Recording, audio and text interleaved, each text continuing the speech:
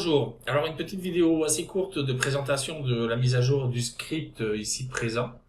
Il y avait cette première vidéo qui a été diffusée il y a 10 mois, un script que j'ai édité pour pouvoir avoir un environnement HDRI assez simple, déjà paramétré, plus ou moins paramétré en fait, parce que celui-ci est pour toutes les versions de C4D.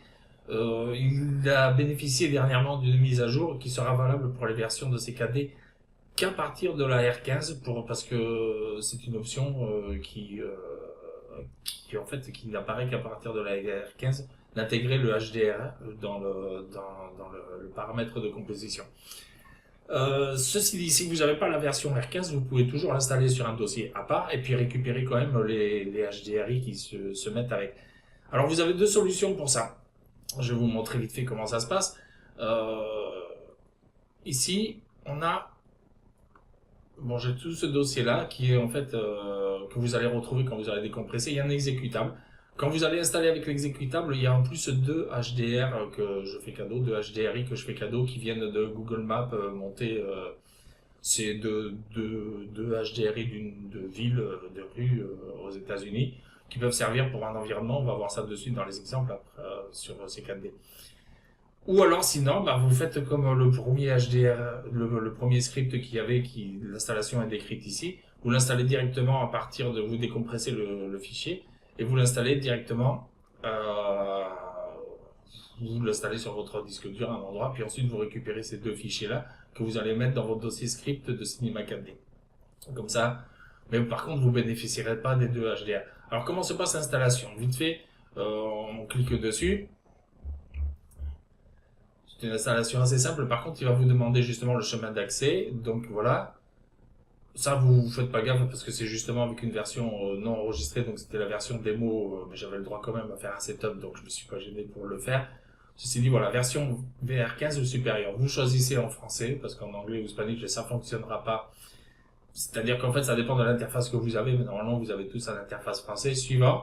Voilà, vous acceptez, vous lisez les conditions. Voilà, merci à Camille, Graphos aussi pour leur participation au script.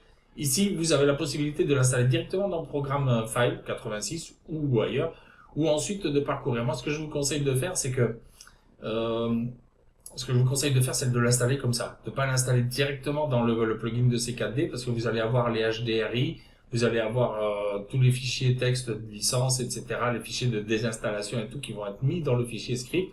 Donc c'est pas forcément la peine. Le mieux c'est que vous l'installiez vous dans un dossier à part, et comme ça après vous pouvez ou récupérer les choses qui vous intéressent sur Cinema 4D ou alors justement faire comme vous voulez. Donc à ce moment-là vous l'installez, vous parcourez, vous avez quand même le choix si vous voulez. Installer, l'installation se fera, elle est un peu longue entre guillemets. Le script est très simple, c'est pas le script qui est long à installer, c'est les HDRI qui vont avec. Alors bon là je vais quitter parce que pour moi c'est déjà installé. Je quitte l'installation. Les HDRI, je vais vous montrer où est-ce qu'ils se trouvent si on veut bien par là. Donc là, moi, il était installé là-dedans. HDRI Setup. Voilà. Ensuite, si vous voulez, vous pouvez l'installer comme ça dans le programme File, le laisser par défaut et récupérer ce fichier Python et ce fichier image, ces deux fichiers-là, et les mettre dans votre dossier script de Cinema 4D. Ensuite, pour le faire fonctionner, ça fonctionne pareil que sur l'autre script. Le tuto était mis ici sur la page. Ou alors sinon, voilà, vous mettez ça et puis vous récupérez ces deux HDR que vous classez dans un dossier où vous avez l'habitude de classer les HDR. Ça vous évitera d'avoir tout ce dossier-là dans votre fichier d'installation de Cinema 4D. Autre chose, si après ça vous convient pas, vous pouvez toujours le désinstaller en ayant récupéré quand même les fichiers ici plus les HDR. Après, vous pouvez toujours cliquer sur la désinstallation. La désinstallation est très propre, elle laisse aucune trace nulle part. Donc, il n'y a aucun problème là avec ça. Voilà, je vais vous montrer juste comment il fonctionne. Donc, on est bien d'accord, c'est à partir de Cinema 4D R15. Pour ceux qui n'ont pas la version R15 ou plus, c'est-à-dire qu'ils ont une version antérieure, 14, 13 ou machin, ils peuvent toujours l'installer justement sur un programme, sur leur disque dur à part. C'est pour ça que j'ai fait comme ça. Et ils peuvent récupérer quand même les HDR. Donc, voilà. Pour au moins récupérer les HDRI. Comment il fonctionne? En gros. Donc ensuite, moi je l'ai ici, donc c'est peut-être pas la peine. Ce qu'il faudra que vous fassiez, c'est aller chercher dans script, ici, démarrer le script. Vous irez chercher à l'endroit où le script il est, donc vous cliquerez dessus, et puis voilà. Ensuite, bah, à vous d'enregistrer l'interface CScript, j'ai expliqué dans l'autre tuto. Ensuite, comment il fonctionne? Bah voilà, c'est simple, hein. J'ai fait une préparation sur l'autre machin. Voilà. Donc vous aurez ces HDR. Alors, bon, pour info, là du coup, on a la même image HDRI qui est sur les deux. Donc il faut savoir que comme j'expliquais si on fait un rendu, vous allez voir, c'est très propre, c'est très clean, il n'y a rien d'autre à faire. Voilà. Hop. C'est-à-dire que la mise à jour du nouveau script implique aussi euh, le, la surface. Donc je vais vous le mettre pour que vous voyez. Quand on clique sur ce script-là, machin, merci et tout, il implique donc déjà le paramètre de rendu qui se met en physique avec l'illumination globale de suite, plus la surface qui elle comprend ce tag de rendu qui normalement devrait s'afficher, s'il va bien. Voilà, d'accord, c'est parce que le truc est verrouillé. Et voilà, composé avec le fond HDR, ça a apparu qu'à partir de la R15. C'est pour ça qu'en fait, on ne peut pas l'avoir avant. Ça, je vais déverrouiller ça, ce sera plus simple comme ça. On le verra ici. Voilà, ça c'est apparu qu'à partir de la R15. Donc pour ceux qui n'ont pas au minimum la R15, ils n'auront pas ça. Mais ils peuvent toujours récupérer les HDR. Donc ça se présente comme ça, hein. Vous faites un cube ou une sphère, comme j'ai fait. On va faire une sphère, voilà, qui arrive ici. On va la mettre en orbite, machin. En image, alors en image, justement, lighting, donc on est bien d'accord, c'est l'image qui sert à éclairer. Elle ne se verra pas dans les reflets. Celle qui se verra dans les reflets de l'environnement, c'est la background. Donc on va cliquer ici. On va donc aller chercher celui-là, par exemple.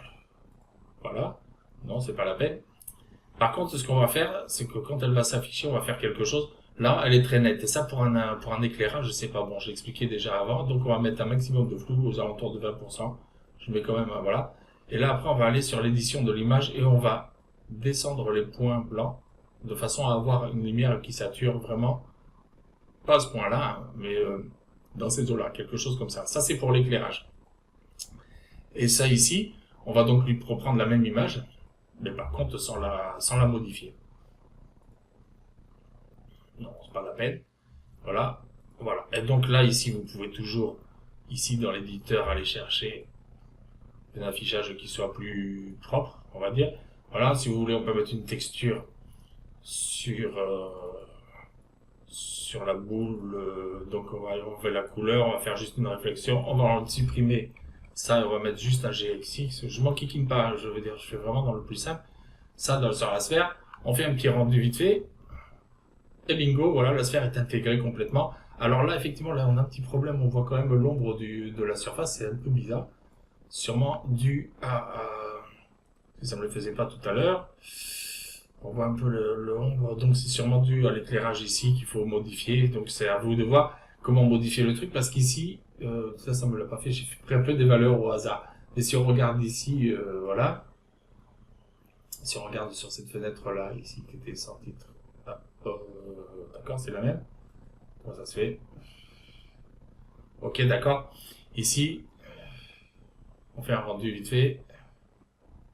Voilà, on n'a pas trop les traces du carré, encore que ça se voit un tout petit peu. Alors si vous avez ce problème-là de surface où vous distinguez le carré un peu trop, vous mettez sur une valeur d'échelle et à ce moment-là, vous enquiquinez pas, vous faites dépasser largement, mais vraiment très largement votre carré de la surface. De toute façon, il n'y aura pas de problème. Et au moins comme ça, les ombres, elles se verront pas. Ça, c'est un problème qui est assez récurrent. Mais du coup, le rendu est un peu plus long, évidemment. Et ça, c'est un problème qui est assez récurrent à Cinema 4D. C'est que bah, on voit quand même les bords du cube. Disons que pour faire un essai, ça va, mais après, pour un rendu final, vous aurez plutôt intérêt, voilà. Là, évidemment, c'est beaucoup plus long parce qu'il calcule sur la surface.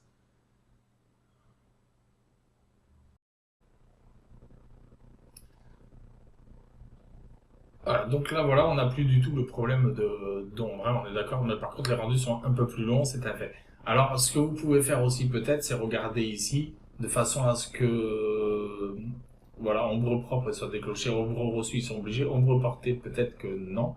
Et à ce moment-là, on peut réduire peut-être un peu la surface de notre plan en tant qu'objet, s'il veut bien, s'il veut pas me faire un bug, parce que là, apparemment, il a l'air de bugger, il y a beaucoup trop de choses sur l'ordinateur. Je vais fermer ça. Voilà. On va voir à réduire un peu son échelle ici, réduire un peu son échelle ici. Oui, apparemment, j'ai dû faire un peu trop fort, hein, je pense, quand même. Voilà. Hop, hop, hop, hop, hop. On va juste élargir ici, comme ça, voilà. Je pense que ça, c'est une histoire d'ombre vraiment. Alors après, c'est à maquiller peut-être. On va voir là le rendu va être beaucoup plus rapide. Voilà, on voit quand même un peu la trace. Alors le problème, c'est que avec ça, c'est récurrent un peu chez Cinema 4D. Il faut vraiment trouver le truc. Même avec la composition et tout, c'est un peu compliqué. Alors bon, faut voir ça. Mais voilà. Donc c'est la mise à jour du script. J'espère pour vous que vous en ferez un bon usage. Si vous n'avez pas la version R15 ou maximum au-delà, on va dire, eh ben vous pouvez toujours l'installer, récupérer les HDR, c'est cadeau maison. Et puis voilà. Ben, bonne continuation, à plus tard. Allez, au revoir.